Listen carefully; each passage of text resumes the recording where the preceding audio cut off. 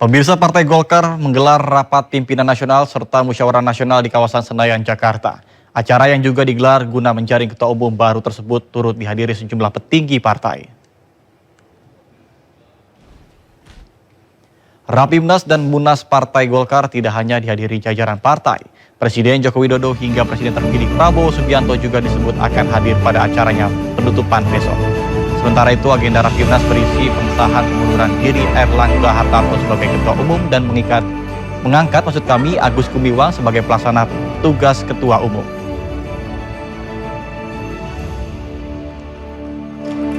Berikan tepuk tangan yang meriah sekali lagi dan kami ucapkan agenda dan tata tertib dari Rapimnas itu sendiri. Kemudian yang kedua diputuskan berkaitan dengan pengunduran diri Bapak Erlangga Hartarto sebagai Ketua Umum Partai Golkar, dan itu sudah diterima dalam Rapimnas. Kemudian juga diputuskan dalam Rapimnas penunjukan PLT Ketua Umum Partai Golkar yang tugas utamanya adalah mengantarkan kepada Rapimnas dan Munas 11 Partai Golkar. Dan keputusan yang tadi sudah disepakati, keputusan berikut yang tadi sudah disepakati, yaitu agenda dari Munas 11 Partai Golkar 2024 berkaitan dengan waktu, tempat di Jakarta, dan tema agenda itu sendiri. Sekali lagi, alhamdulillah kita bisa menyelesaikan forum Rapimnas dengan cepat, tetapi tetap menjaga konstitusi dari Partai Golkar. Kalau ada pertanyaan silakan. Pemirsa, untuk mengetahui informasi terkini terkait dengan digelarnya rapat pimpinan nasional atau Rapimnas Golkar di gedung JCC Jakarta, kami sudah terhubung dengan rekan kami Faisal Rinaldi. Baik, selamat siang Faisal. Jam berapa Rapimnas Golkar akan digelar dan apa saja yang akan dibahas serta siapa saja tokoh yang datang pada hari ini? Silakan.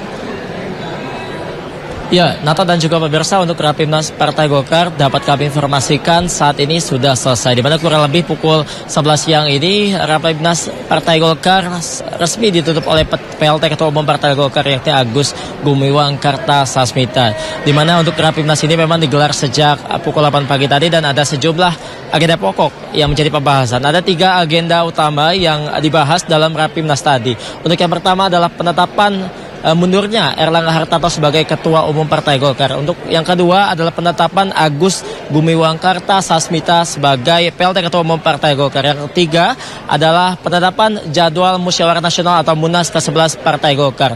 Adapun memang untuk jadwal Munas ini Nata akan digelar selama 2 hari dan pembukaannya akan dimulai pada sore nanti sekitar pukul 4 sore.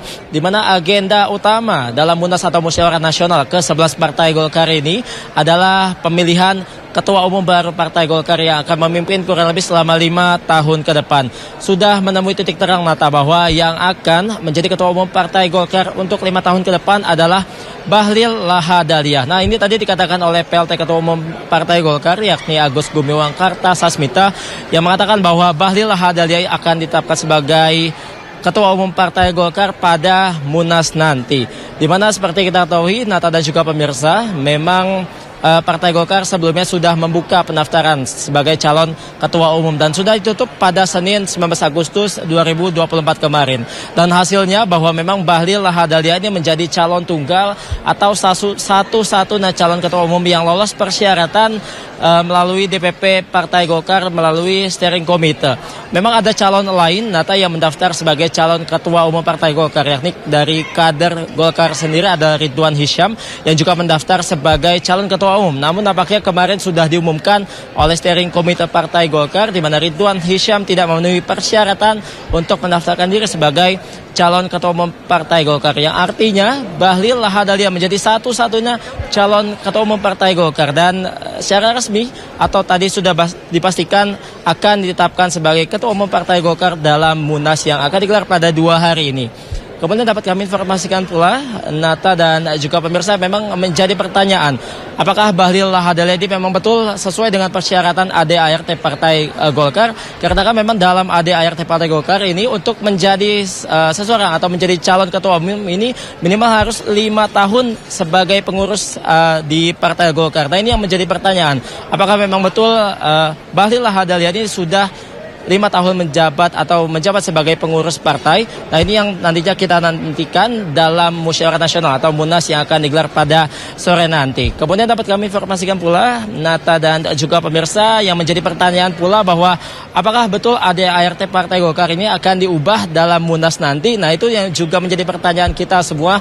Namun tadi sudah ditegaskan oleh Agus Gumiwang bahwa memang pembahasan ADART dalam Munas nanti tidak ada kaitannya dengan calon ketua umum baru. Dan juga Agus tadi juga menegaskan bahwa pencalonan Bahlil Lahadalia ini sudah sesuai dengan ADART Partai Golkar dan juga sudah sesuai dengan verifikasi Partai Golkar melalui steering committee. Nah, ini yang kita nantikan, Nata dan juga pemirsa, musyawarah nasional Partai Golkar yang akan dibuka pada pukul 4 sore nanti. Dan kabarnya, Nata dan juga pemirsa, dalam acara puncak Munas ini atau dalam penutupan Munas atau musyawarah nasional ke-11 Partai Golkar ini akan hadir secara langsung Presiden Joko Widodo pada besok malam pukul 7 malam. Kita nantikan agenda Munas ini. Nata, kembali ke Anda. Baik, terima kasih Faisal Rinaldi atas laporan Anda. Selamat bertugas kembali dan salam sehat.